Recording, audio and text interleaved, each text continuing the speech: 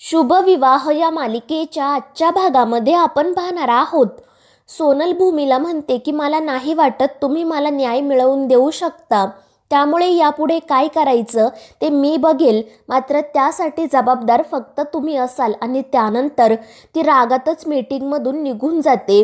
बाहेर आल्यानंतरही ती खूप रडत असते, मात्र जेव्हा ती तिच्या गाडीमध्ये जाऊन बसते तेव्हा ती हसायला सुरुवात करते आणि आरशामध्ये बघत मेकअप करत म्हणते की इकडचं तर काम झालं, आता पुढचा धमाका करायला हवा.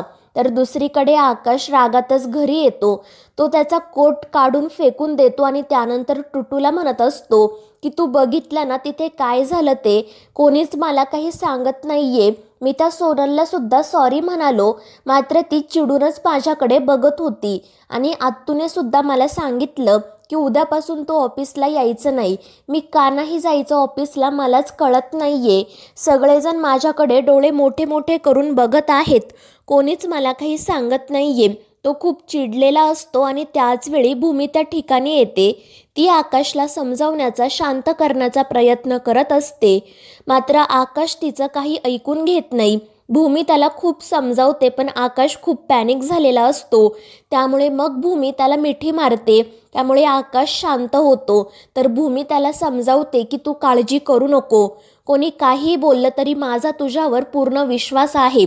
तू सोनलला बाऊ केला नाही हे मला माहिती आहे आणि मी तुला निर्दोष सिद्ध करणारच. तुझा माझ्यावर विश्वास आहे ना? त्यावर आकाश म्हणतो, हो सायकल राणी, आपण दोघे नवरा बायको आहोत, त्यामुळे माझा तुझ्यावर पूर्ण विश्वास आहे. आणि ते ऐकून भूमीला खूप आनंद होतो. त्यानंतर ती आकाशला समजावते आणि त्याला शांत करते. त्यानंतर भूमी मनूकडे जाते. तर मनू तिला म्हणत असते की अगं ताई, मी तुझ्याकडेच येणार होते, ऑफिसमध्ये नक्की काय झालं? त्यावर भूमी तिला ऑफिसमध्ये घडलेला सगळा प्रकार सांगते. ती म्हणत असते की जेव्हा मी आधी सोनलला भेटले तेव्हा मला ती साधी सरळ मुलगी वाटली, म्हणूनच मी तिला समजून घेण्याचा, तिला समजावून सांगण्याचा प्रयत्न केला, मात्र ती काही ऐकून घ्यायला तयारच नव्हती. आजच्या मीटिंगमध्ये जेव्हा ती बोलत होती ना, तेव्हा असं वाटलं की तिचा कोणताही गैरसमज झाला नाही, ती अगदी ठरवून हे सगळं करत आहे. त्यावर मनू म्हणते, पण ती हे सगळं का करत असेल, पैशांसाठी का? त्यावर भूमी म्हणते, नाही, कारण जेव्हा रागिनी आत्यांनी तिला कॉम्पेन्सेशन देण्याची गोष्ट केली तेव्हा तर तिने अक्षरशः अकांड तांडव केला आणि या गोष्टीसाठी नकार दिला. आणि त्यामुळे त्या दोघींनाही प्रश्न पडतो की पैशांसाठी नाही तर मग सोनल मुद्दाम आकाशला अडकवण्याचा प्रयत्न का करत आहे. आणि त्यानंतर भूमी मनूला म्हणते की मला या सगळ्या गोष्टींवरून असं वाटत आहे की हे प्रकरण खूप चिघळणार आहे, काहीतरी वाईट घडणार आहे. मात्र मनू तिला धीर देत म्हणते की ताई, काळजी करू नको, असं काही होणार नाही. तर भूमी तिला सांगते, पण यासाठी आपल्याला एक उपाय करायला हवा आणि त्यासाठी ती मनूला एक काम करायला सांगते. त्यावर मनू म्हणते की ताई, तू काळजी करू नको, मी लगेच हे काम पूर्ण करते. आणि त्याच वेळी रघु काका त्या ठिकाणी येतात आणि खाली पोलीस आले आहेत हे भूमी मनूला सांगतात. आणि त्यानंतर त्या दोघी आकाशला घेऊन लगेच खाली जाण्यासाठी निघतात. तर दुसरीकडे रागिनी आणि अभिजित नाटक करतच पोलिसांना म्हणत असतात की तुमच्याकडे दुसरा कोणताही उपाय नाही आहे का? आकाशची खरं तर या सगळ्यात काही चूक नाही, त्या मुलीचा गैरसमज झाला आहे. आजीसुद्धा त्यांना रडतच विनंती करत असते की माझा आकाश निष्पाप आहे, तुम्ही जे सांगाल ते आम्ही करू, पण प्लीज त्याला अटक करू नका. मात्र इन्स्पेक्टर साहेब तिला म्हणतात की आजी, आम्ही कायद्याने बांधले गेले आहोत, तुम्ही प्लीज आम्हाला समजून घ्या. आणि त्याचवेळी भूमी आकाशला घेऊन त्या ठिकाणी येते. रागिनी नाटक करतच तिला म्हणत असते की अगं भूमी, बघ हे सगळं काय झालंय. त्यावर भूमी शांतपणे काय झाले ते विचारते. त्यावर राजाकाका तिला सांगतात की मला मगाशीच वाटलं होतं की ती सोनल सामोपचाराने बोलण्यासाठी आली नाही, ती नक्कीच असं काहीतरी करणार. आणि ते भूमीला सांगतात की त्या सोनलने पोलिसांमध्ये आकाशच्या विरोधात कंप्लेंट दाखल केली आहे आणि आता पोलीस त्याला अटक करण्यासाठी आले आहेत. आणि ते ऐकून आकाश खूप घाबरतो. तर भूमी त्याला शांत करत विश्वास देते की मी तुला काही होऊ देणार नाही. आणि मग ती इन्स्पेक्टर साहेबांना समजवण्याचा प्रयत्न करते. मात्र ते तिला स्पष्टपणे सांगतात की मॅडम प्लीज तुम्ही आमच्या कामाच्या मध्ये येऊ नका. आकाश सरांच्या विरोधात कंप्लेंट दाखल झाली आहे, त्यामुळे आम्हाला त्यांना निदान चौकशीसाठी तरी घेऊन जावंच लागेल. आणि ते ऐकून आजी खूप घाबरते. रागिनी आणि अभिजित मात्र हसतच हा सगळा प्रकार बघत असतात. त्यानंतर राजा काका सुद्धा इन्स्पेक्टर साहेबांना समजावतात की त्या मुलीचा खूप मोठा गैरसमज झाला आहे. आमचा आकाश असं कधीच करू शकणार नाही. मात्र इन्स्पेक्टर साहेब म्हणतात की ते तुम्हाला सिद्ध करावं लागेल आणि तुम्ही प्लीज आम्हाला समजून घ्या, आम्ही सुद्धा काही करू शकत नाही.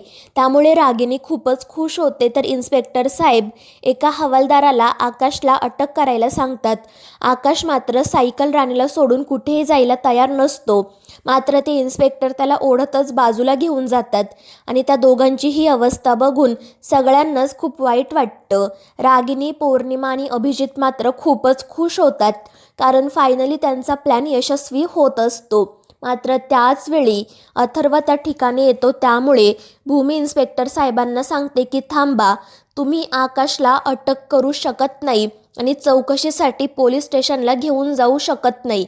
आणि ते ऐकून सगळ्यांनाच धक्का बसतो. तर भूमी अथर्वला विचारते की काम झालं ना?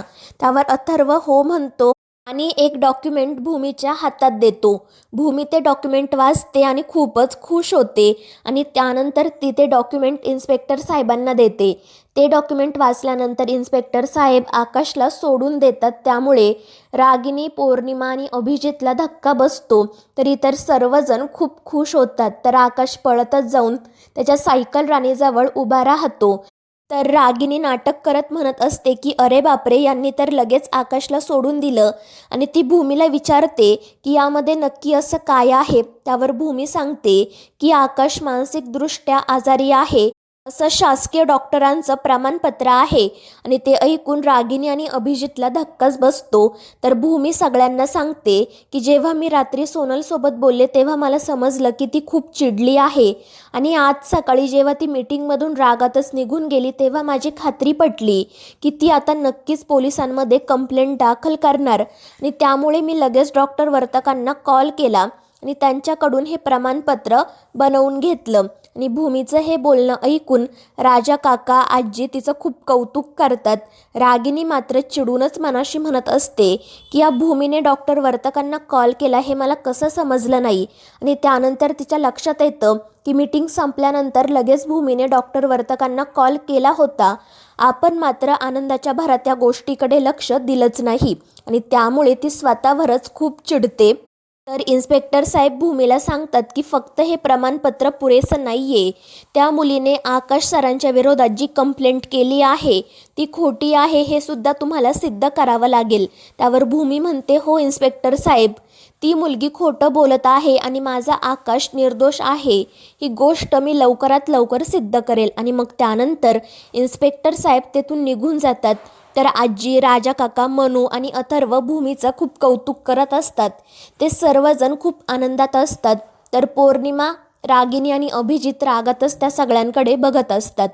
तर मित्रांनो, या मालिकेच्या पुढील भागांमध्ये आपण पाहणार आहोत अभिजित आणि रागिनी एका कॅफेमध्ये सोनियाला भेटण्यासाठी गेलेले असतात. त्यावेळी पौर्णिमा त्यांना कॉल करून सांगते की भूमी ऑफिसमधून सोन्याची माहिती काढत आहे आणि जर तिने तुम्हा तिघांना एकत्र बघितलं तर खूप मोठा प्रॉब्लेम होईल. त्यामुळे रागिनी घाबरते. मात्र त्याच वेळी त्या ठिकाणी भूमी येते आणि त्यामुळे रागिनी, अभिजित आणि सोनिया तर खूप घाबरतात. तर मित्रांनो, या मालिकेच्या पुढील भागांच्या अपडेटसाठी आपल्या चॅनेलला सबस्क्राईब करा.